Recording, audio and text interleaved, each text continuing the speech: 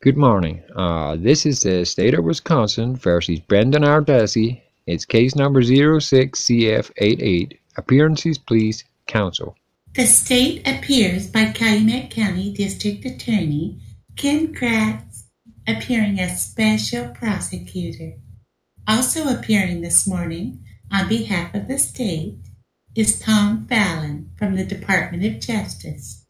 And the defendant appears personally with attorney Glen Kachinsky. This matter was last in court on March 17, 2006, at which time the defendant's continued arraignment was concluded, and he reaffirmed his previously entered not guilty pleas at this time. The court set the day as a date to hear any motions to suppress any statements given by this defendant. On April 19th, defendant filed a motion seeking to suppress certain statements which he contends that these statements were involuntary given. We are here today to hear that motion. While this is the defendant's motion, the state has the burden of proof to show by a preponderance of evidence that the statements were given voluntarily. The motion that's before the court today is not directly concerned with the truthfulness or the falsity of the statements given, but rather their voluntariness. Court will render a decision on this motion on Friday, May 12 at 9 a.m. Gentlemen, any stipulations? The state. Judge, there are some stipulations that have been entered into. First of all, the record should reflect that prior to this morning's hearing, the state had transmitted to the court several audio and videotapes. They are the subject of the motions.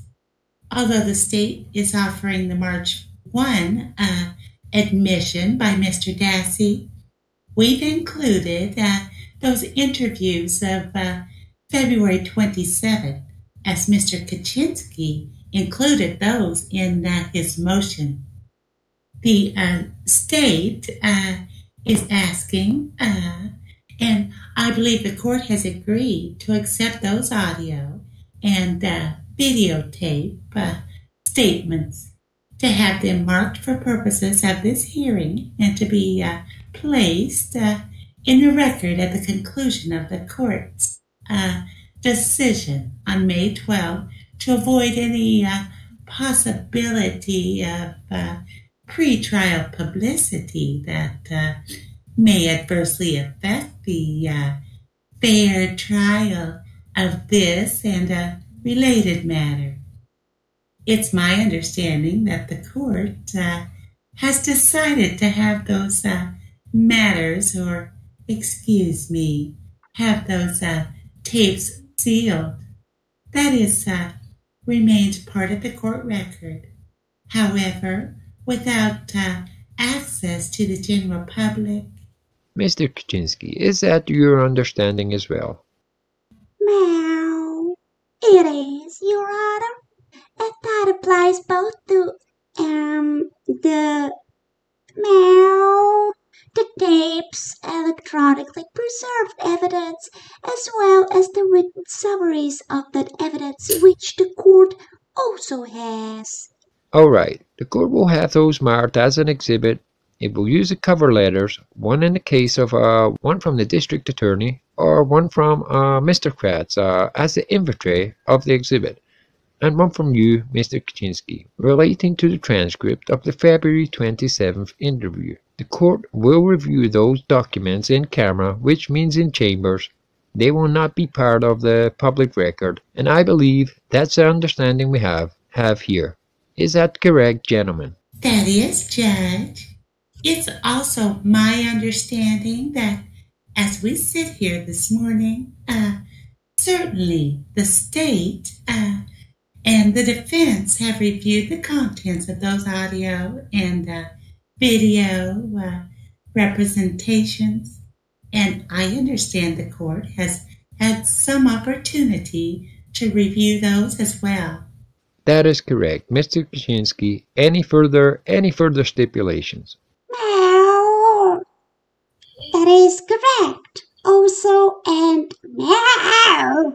I think, as we discussed in chambers, based on the review of those tapes, meow, and the transcripts and also consultations with my client, investigator, and other witnesses, the question of whether or not this is a custodial interrogation is not meow, at issue in this case. It's not a custodial interrogation, although the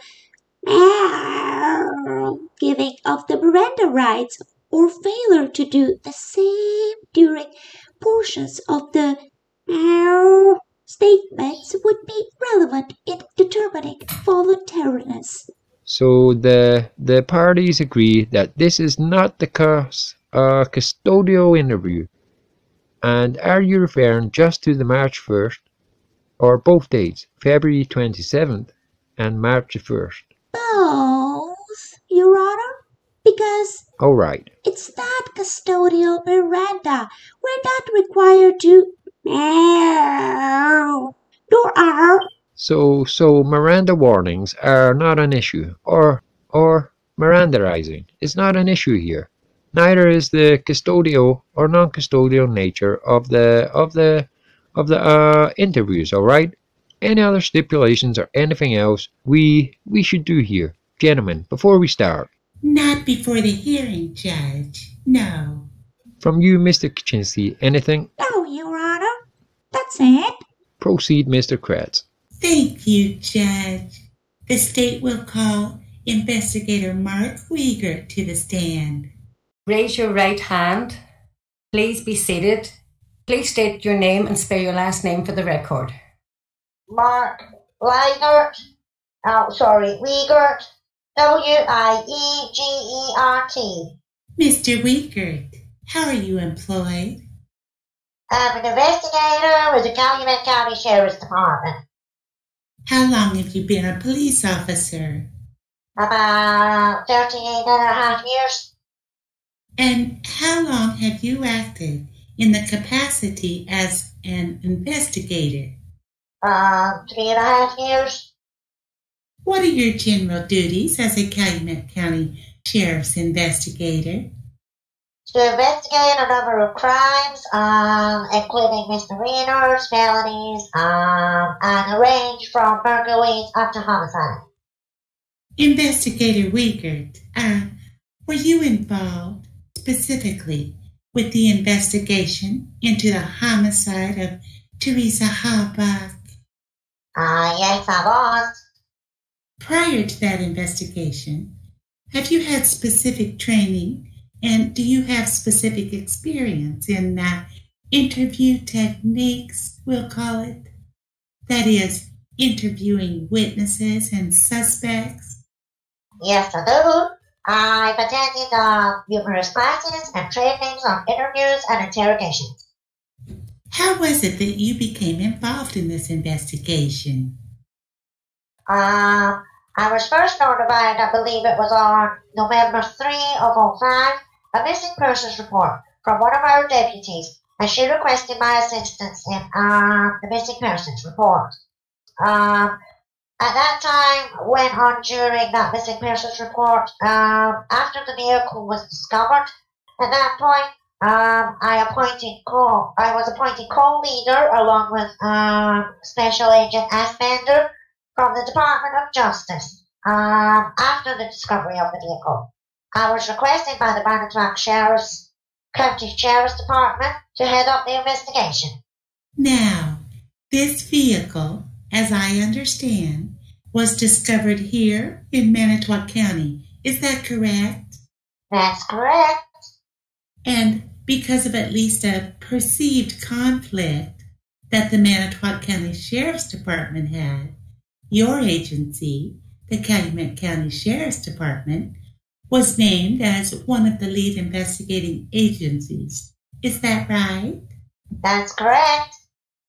At the scene of the recovery of the vehicle, as we know, at the Avery salvage property, did you assist in the coordination of the execution of several search warrants at that property? Yes, I did.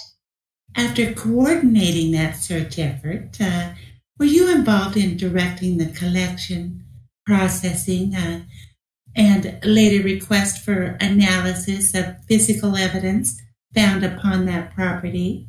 Yes, I was. And as part of this investigation, also, Investigator Wiegert, were you involved in decision-making regarding interviews of witnesses and possible suspects regarding surrounding criminal activity? Yes. On the 9th of November 2005, were you involved in an arrest of and subsequent interview of a gentleman by the name of Stephen Avery? Yes, myself along with Agent Asbender.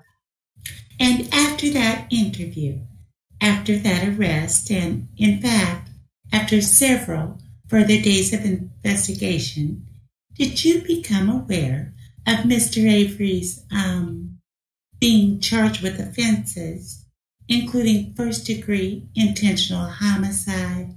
Yes. Between November and February 2006, did this investigation continue? The investigation continued with numerous interviews during that time period. We also continued with evidence and the sending of evidence to the crime lab, the analysis of evidence, talking to experts about the evidence. All right. Did you follow up interviews as well? Yes, we had numerous interviews, follow-up interviews. Are you familiar with Brendan Dassey? Yes, I am. Is he in the courtroom here this morning? Yes, he's seated. Identify him for the record, please. Seated at the table to your immediate right, wearing a green jumpsuit, up next to his attorney. Judge would ask that the record reflect Mr. Dassey's identification. In spring of 2006, were you aware of Mr. Dassey's age? Yes, he would have been, I believe, 16. The time of the homicide of Miss Habach, were you familiar with where Mr. Dassey lived? Yes, his exact address, I believe, is 12938 Avery Road, which would be directly next to the Stephen Avery trailer where Stephen Avery was living. Were you familiar with his relationship with Mr. Avery? Yes, it would be Mr. Avery's nephew. Prior to the end of February 2006, had Mr. Dassey been interviewed by any law enforcement officials regarding this investigation? Yes, he was interviewed initially in Marinette County by a detective from Marinette County Sheriff's Department. I believe it was Detective O'Neill. There was another interview done by Special Agent Kachinsky and Investigator Baldwin after the interview in Marinette County. I believe the records reflect that the Marinette County interview of Mr. Dassey first occurred on, I think it's the 6th of November, on or about the 6th. Yes, that's correct. And the follow-up interview with Agents Gorlinsky and Deputy Baldwin occurred on the 10th. Is that right? Yes. Both of these interviews were with Mr. Dassey and law enforcement officials. Were they of the subject matter, again, relating to and surrounding the disappearance and subsequent homicide of Miss Habach? Yes, it was. They were done to try to gain more information about the case. On February 27, 2006, did you have occasion to re-interview Mr. Dassey? Yes, myself and Agent Asbender did re-interview Mr. Dassey on the 27th. Where did that occur? It occurred at the Michigan High School. And what was the purpose of that interview? It was, again, a fact-finding mission to determine what he knew about the case. We had previously learned that he had been near the fire where the bones were discovered. So we wanted to see if we knew any other information about it at that time. Describe for the court the difference between a witness interview and a suspect interview, if, in fact, there are any differences. Well, there's several differences.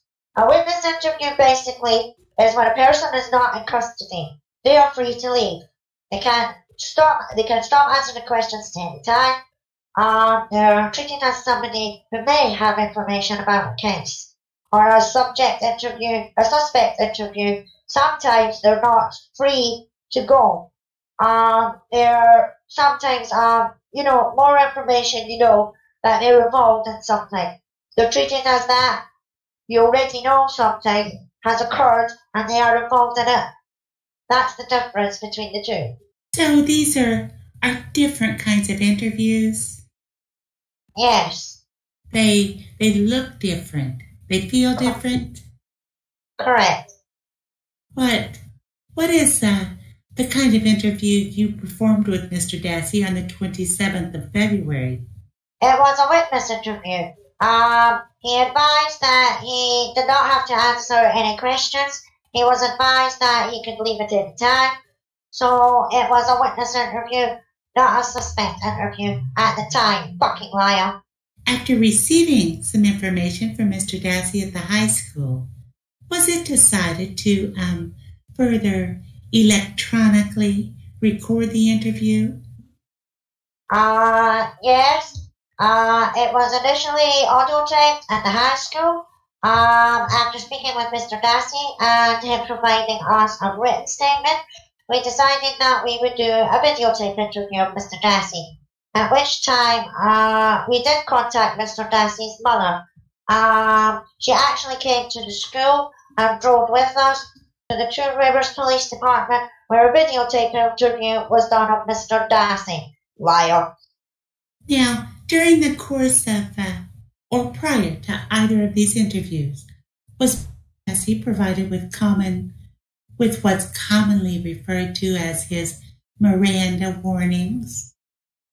Prior to the interview that took place at the Two Rivers Police Department, Mr. Dassey was given his Miranda warnings, correct?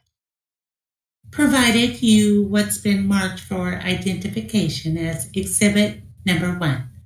Can you tell us what that is, please?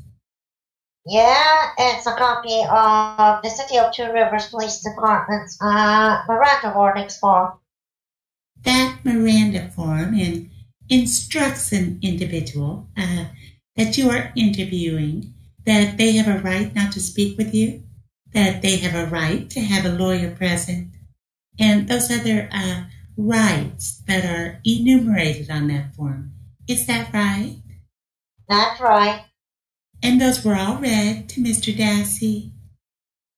Yes, Mr. Dassey in fact signed a Miranda waiver also initialed where I read the information to him from that report. Liars. Mr. Dassey indicate that he was willing to speak with you? Yes, he did. Did that orally and also in writing, as shown on Exhibit Number 1, is that correct? That's correct. For purposes and to complete the record in this case, Judge, I would ask the court receive Exhibit Number 1 at this time. Any objection to that offer? No, Your Honor. Exhibit is received. Now, you said that not only did Mr. Dassey agree to being interviewed, but a discussion was held with his mother on that day. Is that right? Yes, we did discuss it with Brenda's mother, Barb. She actually came to the school and rode with us down to Two Rivers Police Station. Liars. Did she agree to allow her son to be interviewed? Yes, and we actually offered her to sit in on that interview at the police department. And she had told us that it was not necessary for her to do that at that point. Bullshit. Liars. How long did that interview take at the Two Rivers Police Department? The the best of my recollection, maybe an hour, somewhere in there. What happened after the interview? Mr. Dassey and Barb were transported over to actually Fox Hill Rivers Resort, where we had arranged for a room for them to stay for the night. Tell the judge why you thought that a hotel room was necessary for Barb and her son after that interview. Well, there were several reasons that we had done that. Number one was to protect the integrity of the investigation. We wanted to interview the rest of the people who lived out on Avery Road property, and we didn't want Brendan or Barb going back there and giving them information about the previous interview. We wanted to just, not that we're going into any detail about the February 27 interview, but I understand that there were some specific details provided by Brendan on the 27th that implicated Stephen Avery in not only homicide, but the mutilation of the corpse of Teresa Hoppa. Is that correct? That's correct, yes. And this was information that you had not received up to that point. In other words, this was new information from a witness who had now come forward indicating that he actually saw some specific things and relayed some specific evidence to you, again, that you hadn't had up to that point. Is that correct? Yes, that's correct. After I fed it to them. Can you describe that newly discovered evidence as significant? Very significant, yes. And again, significant enough that you believe that Brendan shouldn't go back to where he was previously living. Is that right? Yes. So this court understands as well, prior to the 27th of February, had you been aware of some attempts, whether they were failed or direct attempts by Stephen Avery and other Avery members to discourage or dissuade witnesses from coming forward with information? Yes. Did Brendan's mother and Brendan then agree to be put up in a hotel that night? Yes, they did. After Brendan's statement and after your analysis of the information that he had provided to you, did you review some of that information and compare it to some of the physical evidence that you had obtained in this case? Yes, liar. After reviewing some of the things that Brendan told you on the 27th of February, and after considering some of the physical evidence, did you and Investigator Fassbender decide to re-interview Brendan Dassey? Yes, we did. When did that interview occur? That interview occurred on March 1st of 2006. Could you tell the court, please, what the purpose of that interview was?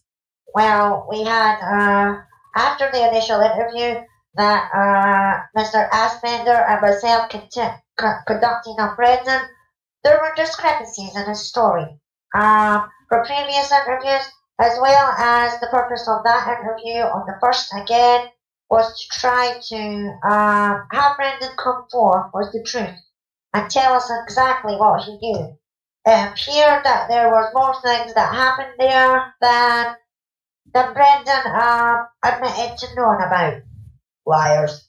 Now, on the 1st of March, would you consider that to still be more of a witness interview, or was that a suspect interview, at least when it began? Based on the information that Brendan had provided us on the 27th, we still considered him a witness, not a suspect, at that time, based on the information which he provided. Bullshit. As I heard that Investigator WIEGERT, there were some details he provided on the 27th that were either inconsistent or what you believed were implausible. Is that a fair statement? Yes. Did you intend on the 1st of March to ask Brendan what he had seen on or about the 31st of October? Yes, that was the purpose of talking with him. Did you intend to ask him what he may have been told by Stephen Avery regarding Mr. Avery's involvement in the homicide and related charges? Yes. And you had talked about attempts to dissuade witnesses by Stephen Avery and others. Had Brendan told you at that point what direction his Uncle Stephen had specifically given him regarding cooperation with the police? Yes, when speaking with Brendan, he had told us that Stephen had told him not to talk to the police. Specifically, not to talk to the police. On March 1, and prior to the interview with Brendan, did you again have contact with Brendan's mother, Barbara? Yes, we did. Prior to going to the high school on the 1st of March, Agent Asbender had contacted Barb, and spoke with her and gained her permission to speak with Brendan at the school, and also to take Brendan to the Manitowoc Sheriff's Department for another videotaped interview, and she did give us permission to do that. Bullshit. Now, is it your intent prior to the 1st of March and prior to that interview occurring that Brendan would be released or that Barb would be able to take Brendan home after that interview? I'm going to object. I think the officer's subjective intent at that point is really not relevant, and I think this officer has Tourette syndrome. Thank you. If I can be heard, Judge, the issue of whether it is a custodial interrogation is a factor for this court to consider. When this officer had a conversation with JANDA that he expected after the interview, even that Brendan was going home, that's a clear indication, as we have, that it was a non-custodial interrogation. Yeah, the objection is overruled. You may answer. Yes, and when we spoke with Barb on the phone, Agent Asbender informed her that we would be bringing Brendan back to her after the interview was conducted. Bullshit. All right, so that the judge is clear, when walking into that interview on the 1st of March, not only was this a witness interview rather than a suspect interview, but there were some details and, as it turns out, some things that developed through this interview that surprised you regarding Brendan's involvement. Is that right? Oh, absolutely yes. Prior to removing Brendan from school on the 1st of March, did you also have contact with school officials at the Michigan High School? Yes. After speaking with Barb, Brendan's mother, and gaining her permission, we spoke with the dean of students and informed him of our decision to take Brendan to the sheriff's department for the interview. We advised the dean of the students that at that time that we had gained Brendan's mother's permission to do that. Liars. Did you make contact then with Brendan on the 1st of March? Yes, we did. Where did that happen? It initially happened at the high school office.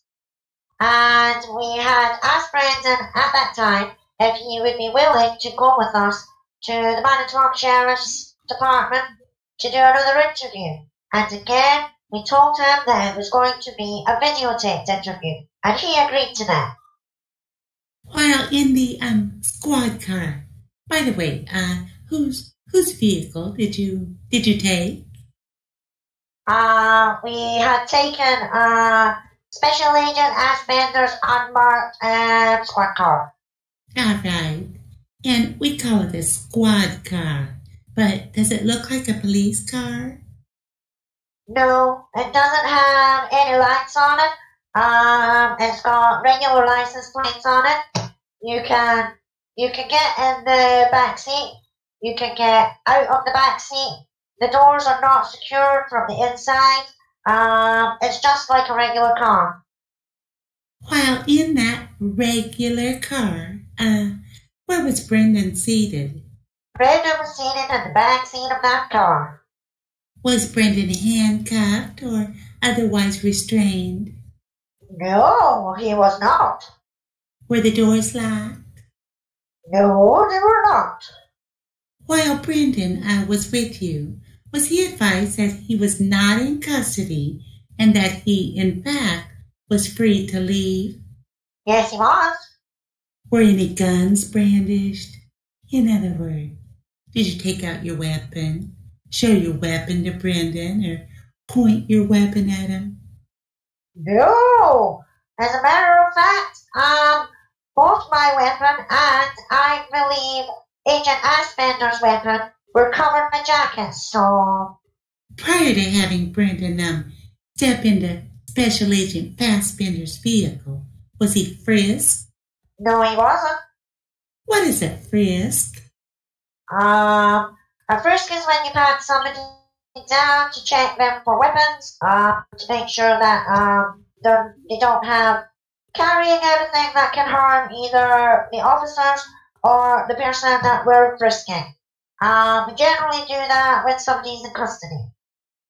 And just so we're clear as to how this looks and feels differently from a suspect interview.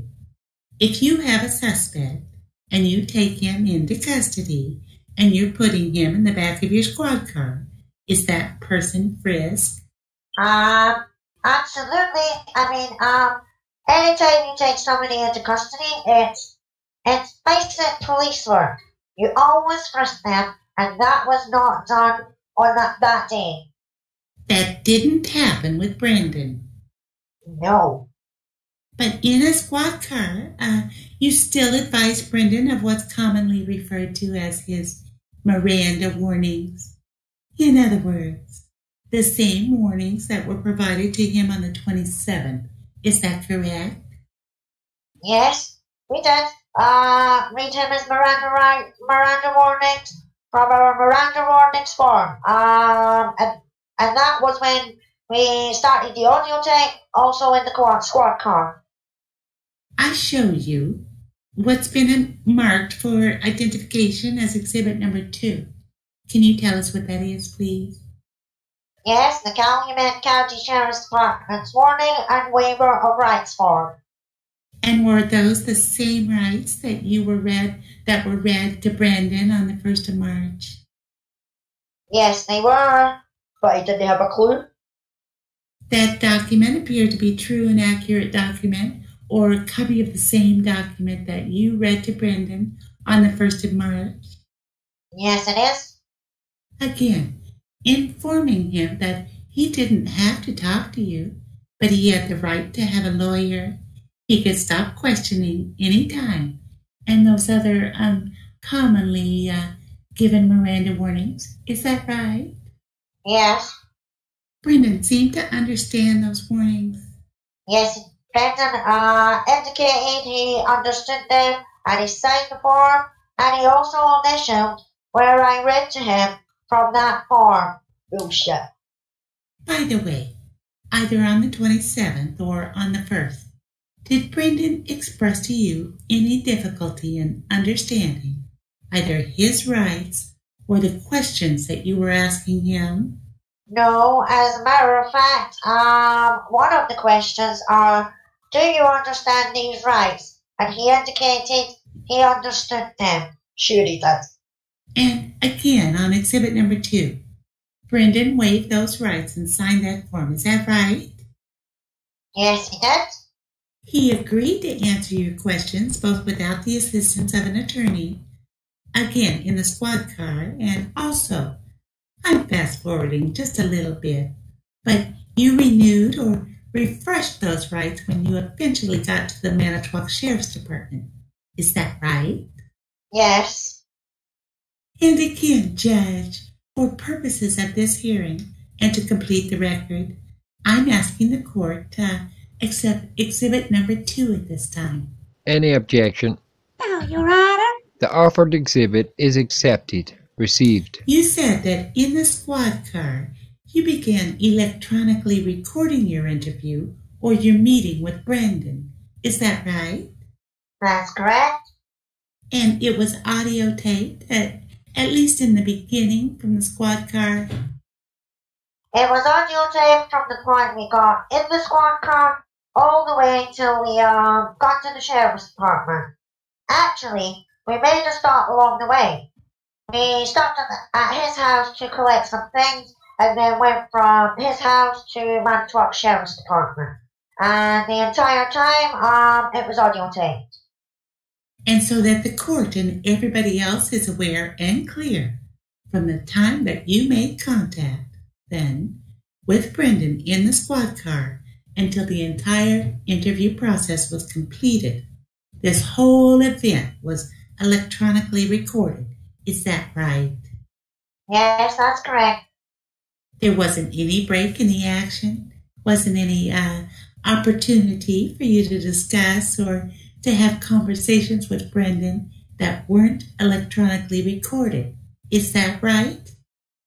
There's one short break in it, and that is where we got to Mr. Dassey's house, when he went into the house when Agent asked Bender to retrieve some items and when came back to the squad car. And that lasted probably less than a minute.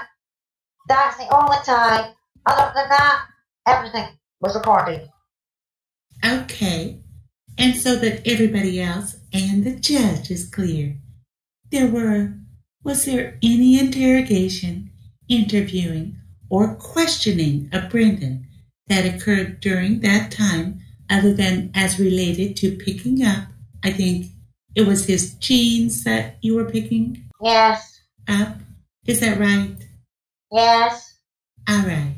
Now, Investigator Wiegert, while in the squad car, while traveling both to Brendan's house and then also to Manitowoc Sheriff's Department, what kinds of discussions and conversation occurred at that time?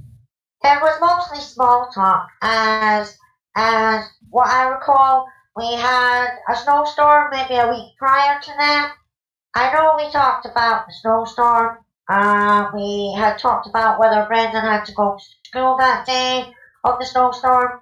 I remember saying that he did go to school that day, that Mishcot High School was not called off that day, and it was small talk about things like that. Nothing of substance, or at least nothing as it relates to this investigation. No. Is that correct? When you arrived at the Manitowoc Sheriff's Department, could you tell us where you went? We arrived there, we went up into interview room on I believe it's the second floor of the Sheriff's Department, which is in the investigators area. We went into what's commonly referred to as a soft interview room. Well, what does that mean? A soft interview room, generally what you'll have in there is carpeting, you'll have soft furniture, couches, soft chairs, things like that. There's two different types of interview rooms. There's a soft one, there's a hard one. And we chose to use that soft interview room. The hard one is generally they don't have carpeting. You have hard chairs, maybe a table, but what we used, the one with the couches and carpet in it. And again, this was a room that was capable of supporting a videotaped statement. Is that right? Yes. Again, Brendan was told that the entire interview was going to be videotaped. Is that right? Yes, he was advised of that. How many officers were involved in this interview process? During the entire interview, it was just two of us, myself and Special Agent Aspender. We were the only two that were involved in it. So the court is clear. There were the same two officers involved in the February 27th interview. Is that correct? Yes, that's correct. Brendan had known both of you. And do you believe on the 27th of February you had gained some familiarity with each other? Some at least professional rapport with him? Yes, The beginning of the interview with Brendan on the 1st of March. Was Brendan reminded of the importance to tell the truth? Yes, he was reminded of that several times. Was that a common strategy? Or at least is that a common part of all of your interviews, whether witnesses or suspects? Yes. Seems kind of obvious. Is that the obvious statement that you give? In other words, you're not hoping that you're going to be lied to. Is that right? Objection! Argumentative. Well, I don't know that it's argumentative. I don't know that it's relevant either. But objection sustained. That's fine. What was the length of the interview with Brendan? On the first, the length of the interview, I believe the interview portion itself, where we were actually interviewing, not including the breaks, would have been approximately 2 hours and 52 minutes, somewhere in there, just short of 3 hours. All right. You had mentioned breaks. Were breaks offered to Brendan during the course of this interview process? Yes, he was provided with bottled water. At one point, he was provided with a soda. At one point, he was offered to use the bathroom. He even had a sandwich at one point. So, refreshments were not only offered, but received by Brendan during this interview. Is that right? Yes. And then there were also breaks. In other words, it wasn't a continuous questioning session. Is that No. right? No.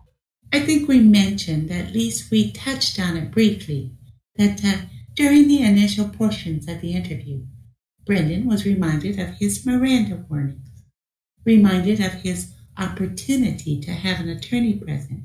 Is that right? Yes, when we first got into the interview room at the sheriff's office, I did remind him of his Miranda warnings, and he agreed at that point to continue talking with us. Now, at some point during this interview process, Brendan was also offered an opportunity to speak with his mother. Is that right? Yes. And in fact, that occurred during his interview, didn't it? Yes, his mother, Barb, did present herself at the sheriff's department, was allowed to speak with Brendan. At any time during the course of this 2 hour and 52-minute interview, were there any instances of violence? In other words, was Brendan ever struck or any violence that came to Brendan during that time? No. Any threats of violence by either you or Investigator Fassbender? No. Were there any threats at all? In other words, was Brendan ever told that if you refuse to talk to us, or if you don't tell us what we want to hear, or anything to that effect, that something bad would happen to him? No. Any forms of intimidation used with Brendan? In other words, did you or Agent Fassbender ever raise up out of your chair or become physically intimidating towards him? No, there was nothing like that occurred. Commonly in interviews, you'll see the good cop, bad cop roles used, and that wasn't used either. There was none of that. Good cops, right? both get calls. No raised voices at all, at least as far as you can recall. No. Now, obviously, those of us that have reviewed these tapes and specifically, now we're talking about March 1st videotapes, since that's the interview that the state's offering in the case.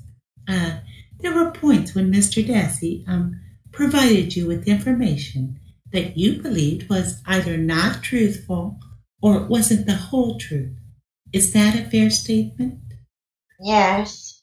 Investigator WIEGERT, I'm going to ask you to draw a little bit on your experience, especially your experience in serious felony investigations.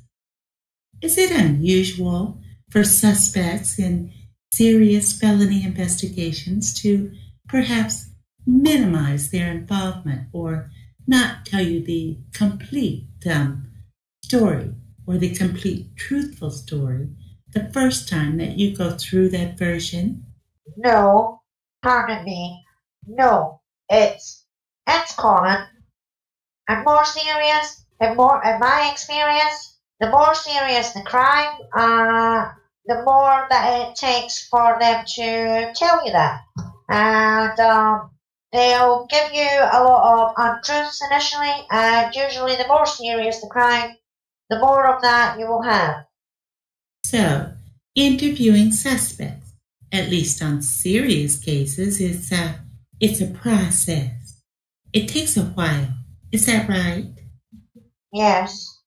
You had talked about the more serious the crime, the more reluctant suspects may be to what's called inculpate themselves.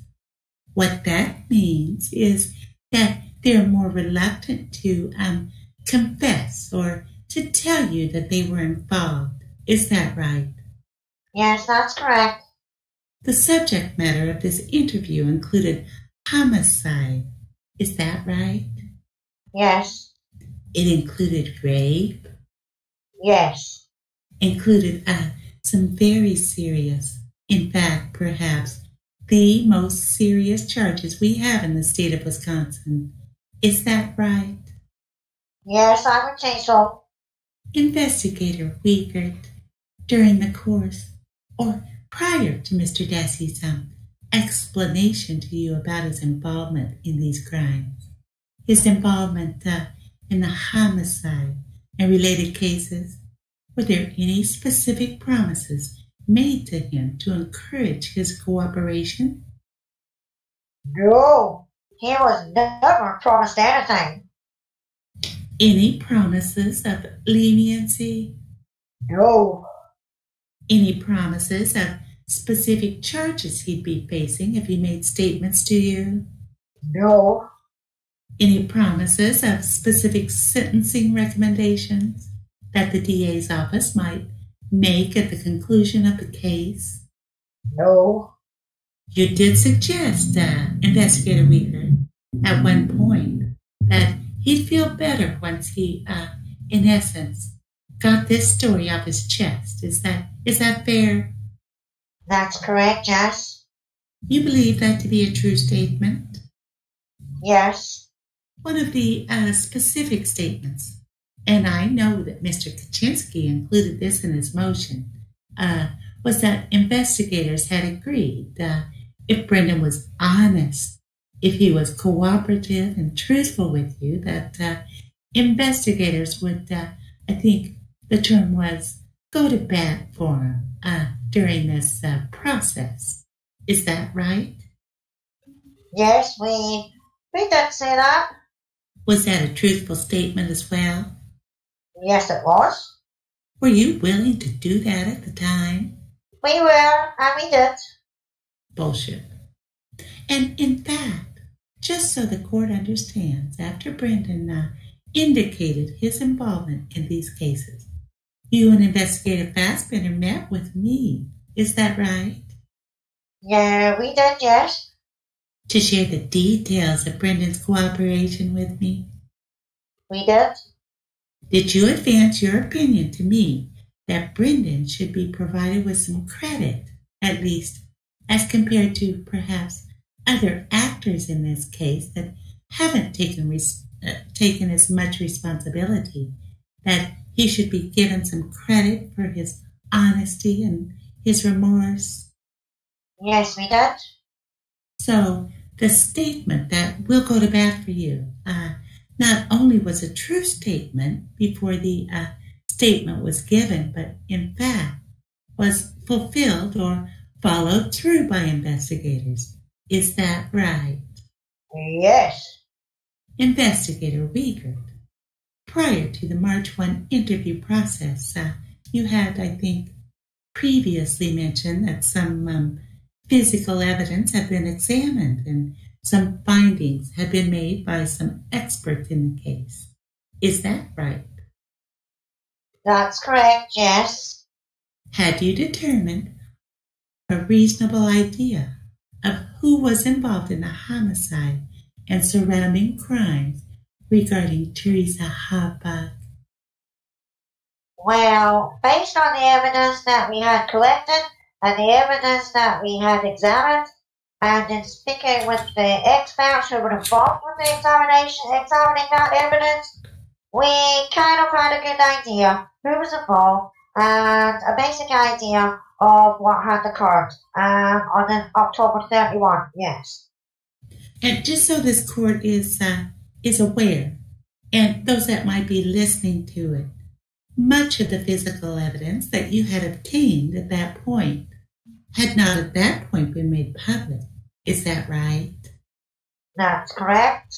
And some of it still hasn't been made public. In fact, much of it hasn't yet been made public. Is that correct? That's correct, yes. Were you aware at that time, or at least were told by experts as to their opinion, as to the method of homicide? That is, how, or at least partially, how Teresa Habak was killed? Yes, at least one of the methods. Correct, yes. And again, that hadn't been made public at that time. No. Were you familiar, and were you told by experts as to the place of the homicide? That is, where some specific evidence was found that suggested that this crime may have been committed in that location? Base. Or locations? Yes, yes. One of the charges that Mr. Avery faced at that point included a crime that's called mutilation of a corpse. Has to do with the disposal of a body after a homicide and the hiding of it for purposes of investigations. Were you given specific information by expert witnesses as to that particular crime and as to how those things may have occurred? Yes, we were. Now, other than the specific physical evidence that you had received, were you also in a position to draw inferences, not just as an investigator, but with the assistance of lots of experts that you spoke with as to what perhaps motivated this homicide? Yes, we were. And we know now, and I'm going to ask you, on the 1st of March, was it an inference and a theory by investigators that this was a sexually motivated homicide? Absolutely, yes. Consistent with that, investigator, did you believe that there may be related charges or related crimes that occurred, including sexual assault or being held against her will or other kinds of related matters? Yes. And those were inferences. Again, not just speculation by you, but consistent with the physical evidence and with what you knew at the time on March 1. Is that right? Correct. Finally, investigator, did you believe that it was possible or even likely that Brendan Dassey had seen more than he had previously told you, or may, in fact, have been involved at least at some portion of these particular crimes? Based on the interviews that we have done, based on the evidence which was collected, yes, we did believe that. I ask you these questions because during the course of this interview, you tell Brendan, or you suggest to Brendan that we already know what happened. Was that an expression of not only the physical evidence that you knew at the time, but also these inferences, connecting the dots, if you will, from what you'd already learned? Yes, both of those. After reviewing the evidence which we had collected, and again, after speaking with the experts about the evidence that was collected, and after they had a chance to examine that evidence, along with the interviews, we had come up with the theory of what had taken place there. Now, during the interview of Brendan, or if you believe that Mr. Dassey was not being totally honest with you, was he reminded to remain honest during the interview? Yeah, he was reminded of that several times. Now, there were some details that Mr. Dassey provided you that you didn't know, or, in all candor, as you sit here, came to somewhat of a surprise to you. Is that right? Yes. Fair to say that that's purpose of interviews?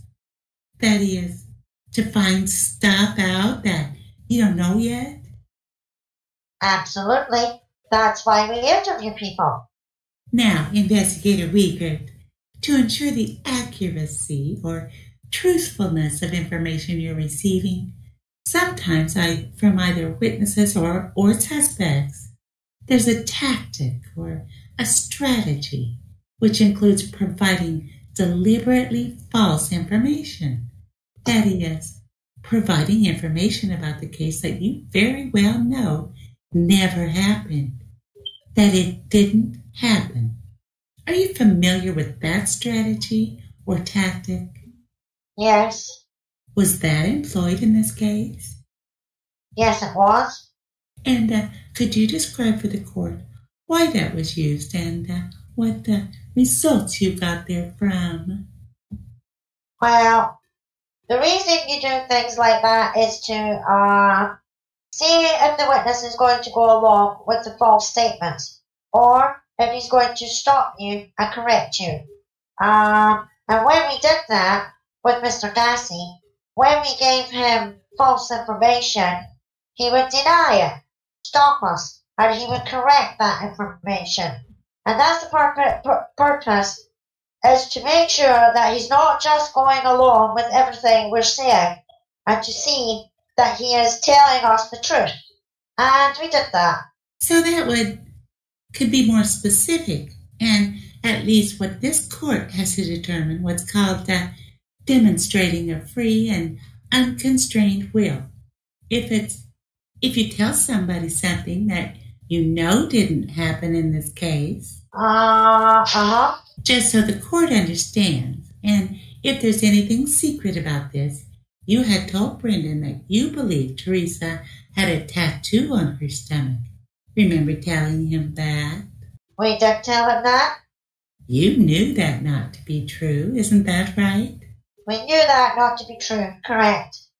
Rather than just go along with that or just say, oh, yeah, I remember that, or that happened. Brendan told you, I don't remember seeing that. Yes. Isn't that correct? That's correct.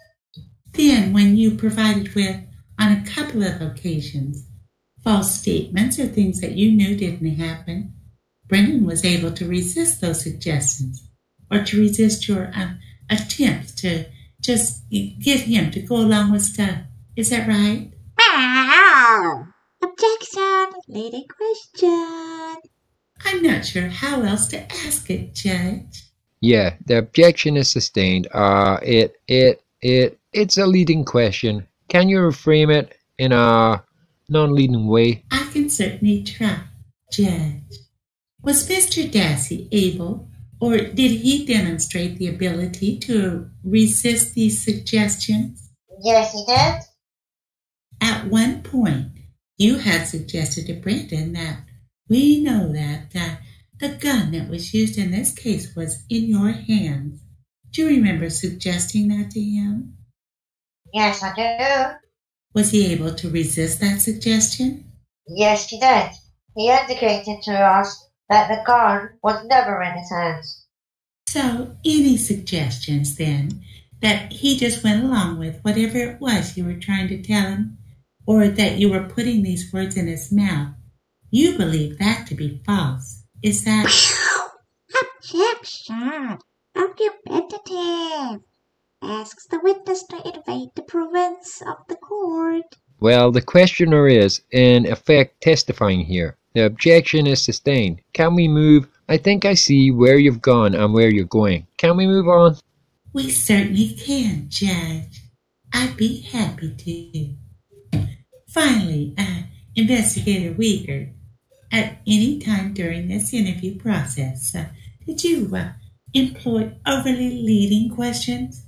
That is, did you suggest answers within your questions to Brendan? No.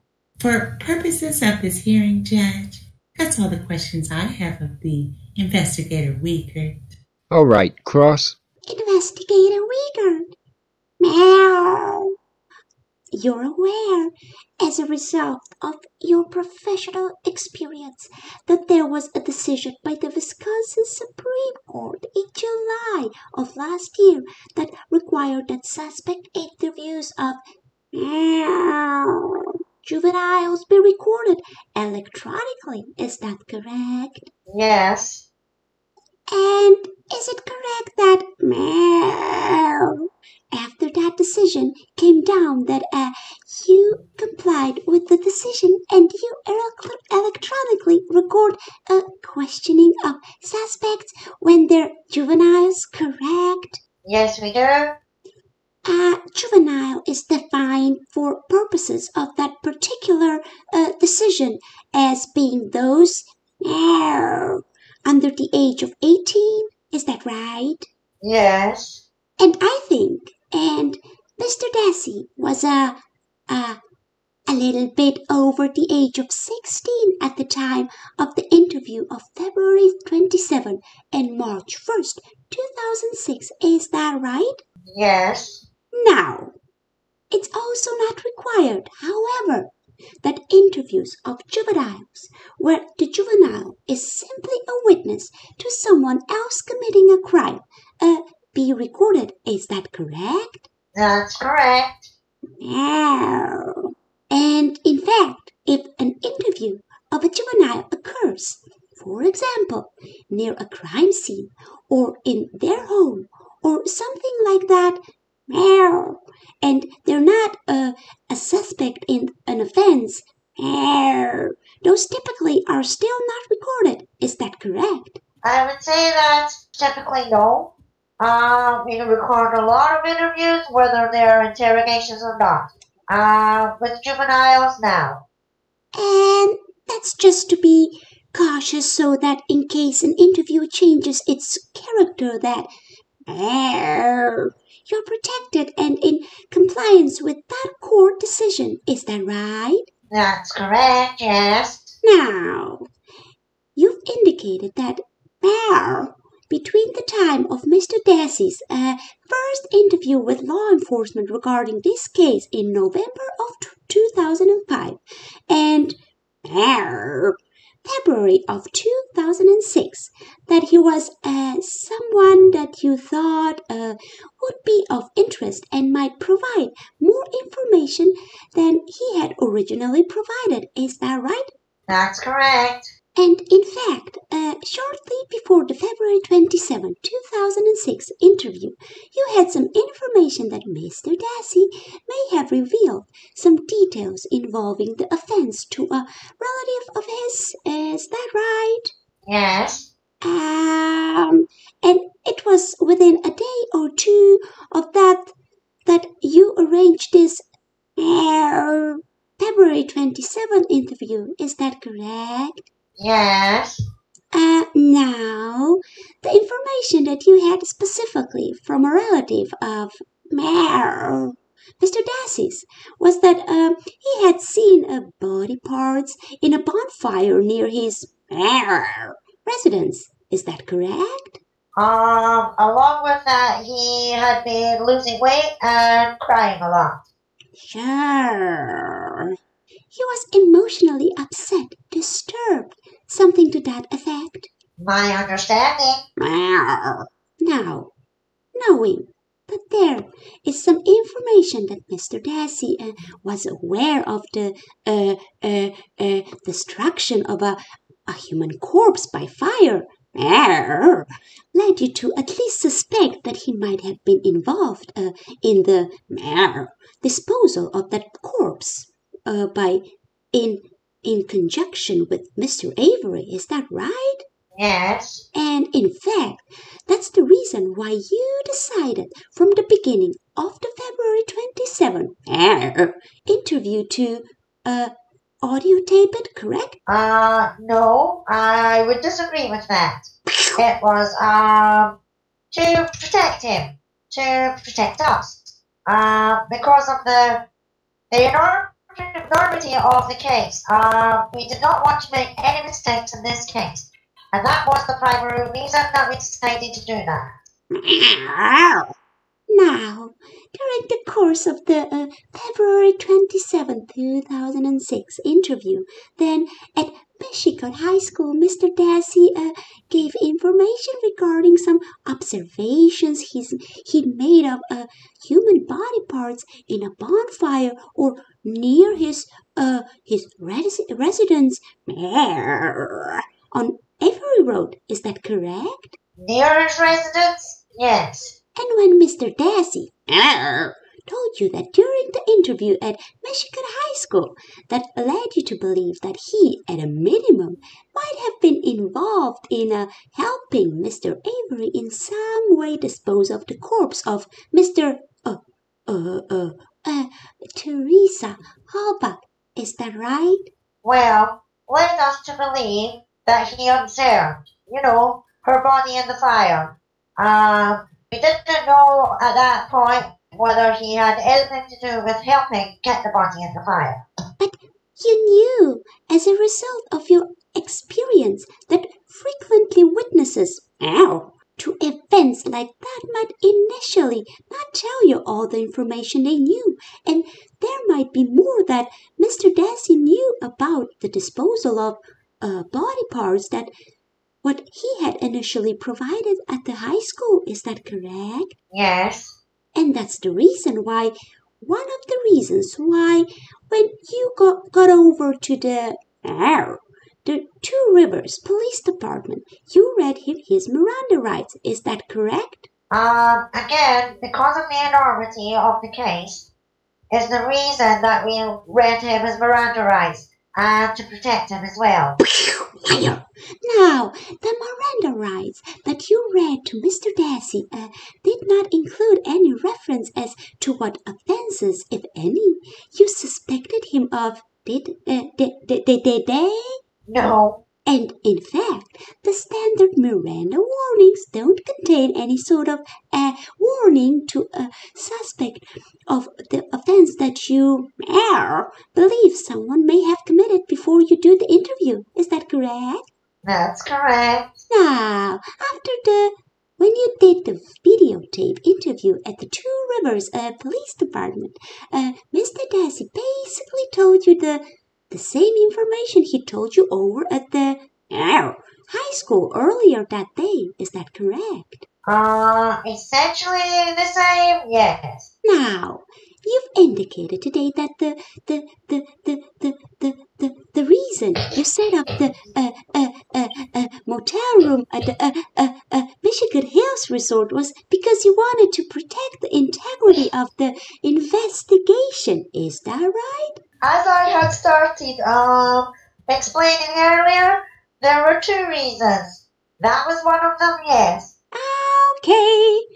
And there's a second reason were you concerned about Brandon possibly harming himself? Not harming himself as much as maybe somebody, on the Avery property harming him after finding out that he had told us information. Bullshit! Had you told Bob Yanda, though, that you were concerned about Brandon possibly harming himself? I'm sure, yes. I mean, that was, an issue, but the bigger issue is we were worried that somebody else would harm him. Now, going to the March 21st, or excuse me, the March 1st interview, part of the interview process, both on March 1st and on February 27th, was a period of time at the beginning of the interview when you and Mr. Asbender made statements to Mr. Dassey regarding the purpose of the interview and stressing the needs why he should cooperate with you and Mr. Asbender. Is that correct? Yes. Is a standard technique during questioning to have kind of an initial pep talk with a subject of an interview before going into greater detail as to the events you're interviewing him about. Is that correct? I don't know that I would call it a pep talk, but we do talk to them initially to tell them why we are talking to them and the importance of them being truthful with us. And one of the techniques that's used with suspects of all ages to try to persuade them to provide your information is to minimize the seriousness of the offenses that you suspect them of. Is that correct? Yes. And in this particular case, one example of that technique that was used was Mr. Asbender telling Brendan that he thought Brendan was all right, did not have to worry about things. Is that correct? I believe that was the statement was made, yes. There was also a statement, I believe, you made to Mr. Dassey that you could work through whatever Brendan did. Is that right? Yes. You also told him that the honest persons, the one who get the better deal out of everything. Yes. What a good police officer you were. These were all made on March 1st, is that right? I believe so, yes. And you had a chance to prepare for this hearing today by reviewing the tapes and the transcripts of the March 1st interview. Is that correct? I have. And there was another statement made to Brendan to the effect and made by you that honesty was the only thing that could set him free. Is that correct? Yes, and by that I meant his feelings. He had indicated to us he could not sleep. We had information he had been losing weight by getting the weight off his shoulders. We commonly say that type of thing. We knew he was going to be able to get through this until he admitted it to somebody. It was bothering him, obviously. Obviously. You don't know from your own knowledge how it was that Brandon perceived that particular statement, do you? No. Now, after that statement about honesty, concept of the free, Brendan then told you about seeing Mr. Avery and Miss Hallback talking on the porch. Is that correct? It was sometime after that, correct? And you had other information that led you to believe that Mr. Dassey could not have seen Stephen Avery and Theresa Hallback talking on the porch, correct? Based on the other witness statements, people who were there around that time, yes, that's correct. And initially, back in November of 2005, Brendan has made the statement about seeing Stephen Avery and Theresa Hallback talking on the porch, correct? I really can't answer that question. I'm not sure exactly what was all said during that interview. Oh, come on, try harder. At some point early in the investigation, you'd received information from a person that was claimed to be Brendan Dassey's bus driver from school, who also claimed to have seen Stephen Avery and Teresa Halbach talking on the porch at the time that Mr. Dassey was let out of the school bus. Is that correct? I don't recall the bus driver saying that. I recall the bus driver telling us how she came down and dropped the kids off and saw several vehicles. I don't recall her saying anything about seeing Steve or Teresa talking. Now, at another point during the March 1st interview, there was a discussion about how Teresa Halbach got in the back of the Jeep that was on Steve Avery's property. Is that correct? Yes. And during the discussion of that, is it correct that you told Mr. Dassey that if you helped him, referring to Steve Avery, that it was okay because he, referring to Steve Avery, was telling you to do it? Yes. You also made assurances to Mr. Dassey that referring to him as a buddy. Is that correct? Yes. Now, before Brendan Dassey told you that he had sex with Teresa Halbach, you made a statement to Mr. Dassey, quote, "What happens next? Do you remember? We already know, but we need to hear it from you." It's okay. It's not your fault. What happens next? Did you say something to that effect before Mr. Dassey admitted having sex with, Teresa Halbach?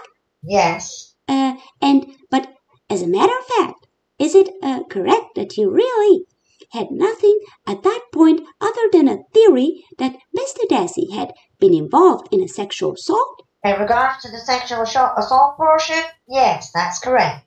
Now, the videotaped interview of March 1st, 2006, you say it took place in what's called a soft-type interview room at the Manitowoc County Sheriff's Department. Is that correct? That's correct. And even though it's a so-called soft interview room, it's still essentially a closed-off small area. Is that correct? It's a smaller room, yes. During the interview, the door was closed. Is that right? Yes. During the interview, there were 3 of you in the room. You, Mr. Espender, and Mr. Dassey. Is that right? That's correct. During the interview of Mr. Dassey, did you ever discuss with him how well he was doing in school? We discussed school a lot. I don't know that we specifically asked him how well he was doing in school. I don't recall that. Did you also check records that were available to you as a law enforcement person to determine whether or not Mr. Dassey had any prior involvement with the criminal justice system? We did, yes. And is it correct that you, from those law enforcement records, you discovered that Mr. Dassey had never been arrested or titled for any sort of offense? He was labeled as a suspect and one offense. However, from reviewing that report, does not appear that he was ever interviewed on that. You've indicated that during the interview of March 1st, Brendan was allowed to speak to his mother. Is that correct? Yes. Now, the point in time during the interview when that occurred was after Brendan was already made statement implicating himself in the homicide, mutilation of a corpse, and sexual assault. Is that right? That's correct. And would it be fair to characterize that portions of the interview where Barbara Janda was there as basically a mother saying, having her last words with her son before he was going to be put into custody? It was near the end of the interview. You've indicated that a couple of times during the interview you deliberately provided false information to Mr. Dassey to determine whether or not he was simply saying things that you expected him or wanted him to say. Is that correct? Yes. And one example you gave was whether or not Teresa Halbach had a tattoo. Is that correct? That's correct. And the other one was whether or not Mr. Dassey had ever handled a firearm during the offense. Is that right? Yes. Were there any other examples other than that where you provided incorrect information to Mr. Dassey to determine whether or not he was responding to a suggestion or giving you his honest recollections? Those would be the two instances that I can think of. But we would say certain things. He would say no, that it didn't happen, or yes, that it did happen. That's all the questions I have, Your Honor. Any redirect? Just a few questions. Did Brendan ever ask for an attorney? He did not. Brendan ever asked to speak with his mother? Or was he ever denied the chance to speak with his mother? He was not. That really was 2 questions. Did he ever ask to speak with his mother and... Sorry, Judge. Why don't you just ask him 2 simple questions? Did he ever ask to speak to his mother? No. Was he ever denied access to his mother? No, he was not. Finally, the detail of the version of events. Who did the detail come from? The detail came from Brendan. That detail include his involvement in the homicide? It did, yes. Did it include his involvement in the surrounding crimes as well? It did, yes. Did the detail also involve his Uncle Stephen Avery's involvement? Yes. These weren't suggestions by you, where he just had to say the word yes, right? No, it was not. All right. That's all for this hearing, Judge. Any recross? No, Your Honor. You may step down. Do you have any further witnesses? Not for our case in chief, Judge. No. I think we'll take about a 10-minute break at this time. We'll be back 10 minutes from now, then we can proceed with the defendant. Mr. Kratz, you have no further witnesses? I don't, Judge. Mr. Kachinsky? No.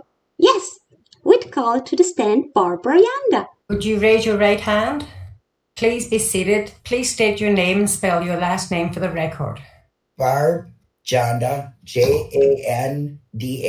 Okay, Barb, are you related to the person that's has a hearing here today? Yeah.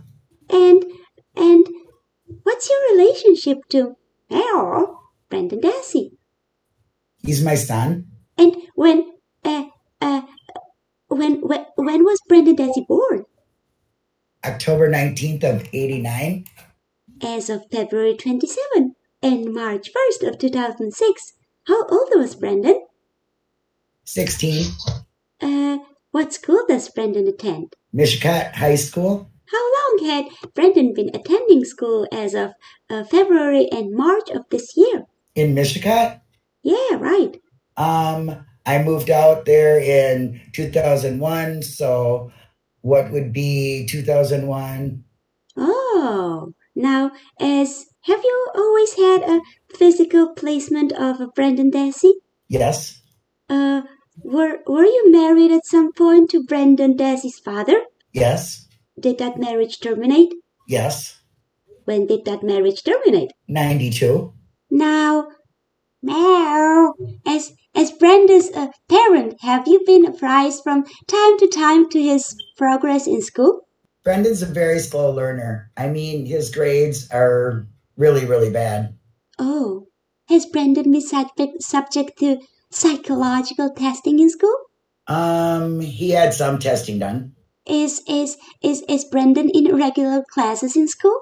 Some, I think, and some he's in special ed.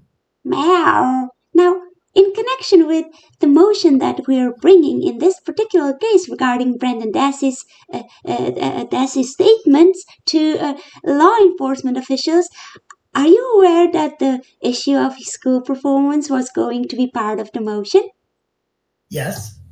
In connection with that, did you receive a form for transmittal to the Michigan School District permitting release of information regarding Brendan's behavioral and other records from the Michigan School District? Yes. Did that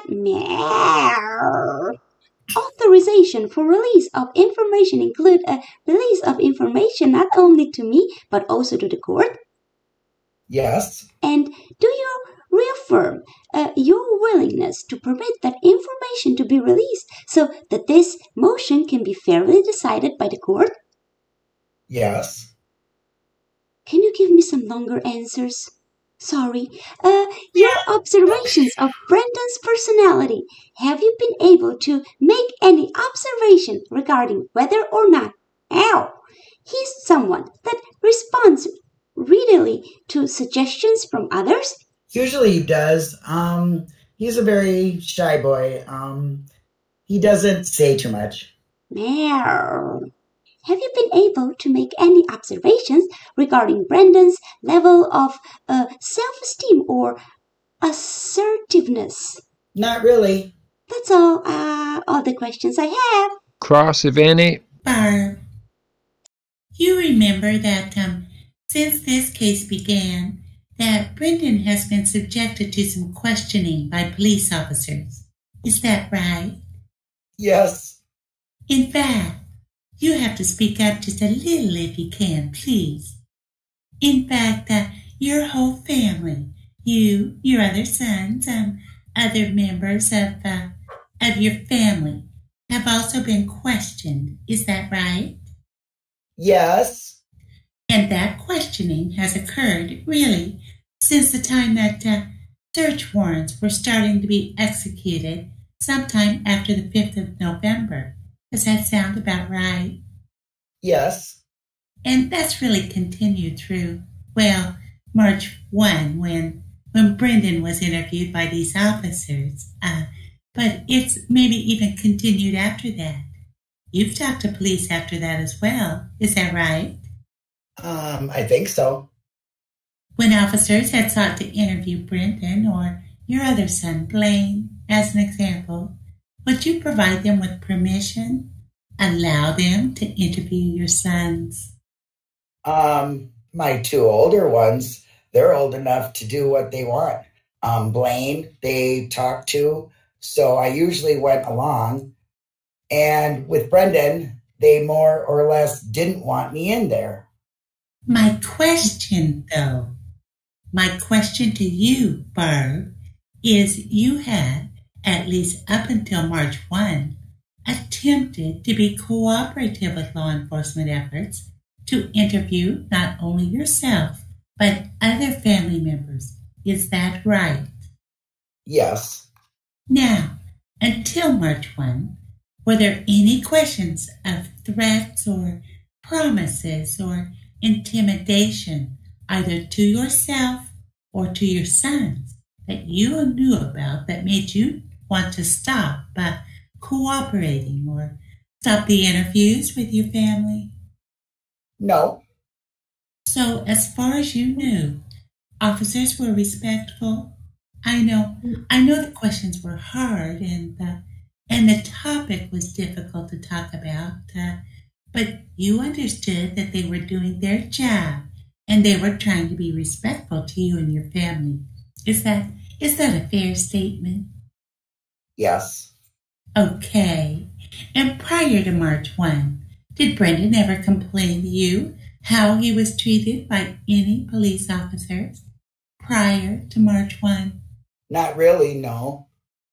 On March 1, then, that's the subject of this hearing. Officers asked you for permission to interview Brendan at the Sheriff's Department in Manitowoc. Do you remember that? Yes. And you gave them permission to transport him from the school to the police station. Is that right? Yes. Officers invite you to come along. Did they invite you to the police station as well? No. During the interview itself, were you invited to come to the police station? The Manitowoc one or the Two Rivers one? The Manitowoc one. No. Well, you were there, weren't you? I was there, yes, but that was after it was all done and over with. Okay, how'd you get there? I walked over there. Who?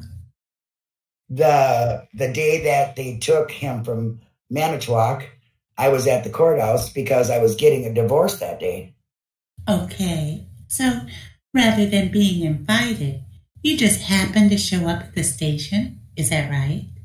I had called them to see if they were done with Brendan or if they had drug him down back to school or not. And that's when they told me that they had arrested him. And at that point, you were invited to the station? Yes. You were allowed to meet with Brendan at the station, is that right? Yes.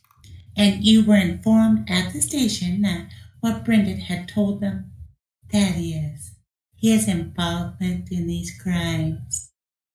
More or less, yes. And that Brendan had also implicated his Uncle Steve in this murder as well. Is that right? Were you told that then? I don't remember. Okay. But you knew that Brendan told the officers that he was involved, right? That's what they told me, that he was involved. All right. After the interview is over, and in fact, several times since this interview, officers have invited you to watch the tape, haven't they? Yes. And have you done that? No. Barb, the police described some concerns that they had after Brendan had implicated Stephen in the homicide. Concerns about attempts that some family members might make to get Brendan to change his story or to not talk. Do you remember hearing Investigator WIEGERT say that today? Yes. Do you recall having that conversation with Investigator WIEGERT, that you were also concerned about what might happen to Brendan if he went back home to the Avery compound? On the 1st? Before the 1st. I mean... The 27th. The 27th? Uh-huh. I had told them that I didn't have to go home. I had other places that I could go. My question... They suggested that I go to Fox Hills. My question is, did you also share with them your concern about what might happen to Brendan if he went back home? I don't remember. You told investigators that day on the 1st, and you've told them after that Brendan's an honest kid, that he's a truthful kid. Do you remember telling them that? Yes. In fact, I think you used the words, he doesn't lie. Remember saying that? Yes. And you believed, at least up until March 1, that Brendan was truthful and honest, didn't you? Yes. And that when he told people something, when he told authority figures something, he should be believed. You thought that, didn't you? Yes.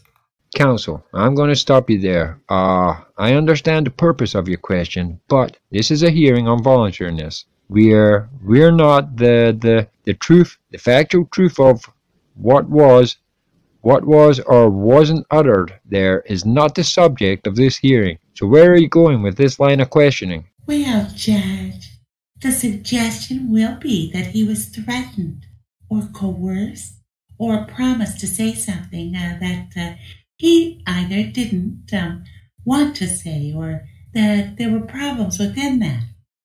The fact that Brendan was truthful and honest, didn't complain about any coercion or threats or the like, I think is relevant. It isn't for the truth of the underlying statement, Judge. Well, insofar as it goes to the voluntariness, you can ask a couple of more questions, but... That's all I was going to ask. All right. As to that, Judge, I appreciate that. Now, you talk about Brendan's school, and we'll hear from, I think, members of the school hereafter, but basically, Brendan was in regular classes. You were aware of that, weren't you? Some of them, yes.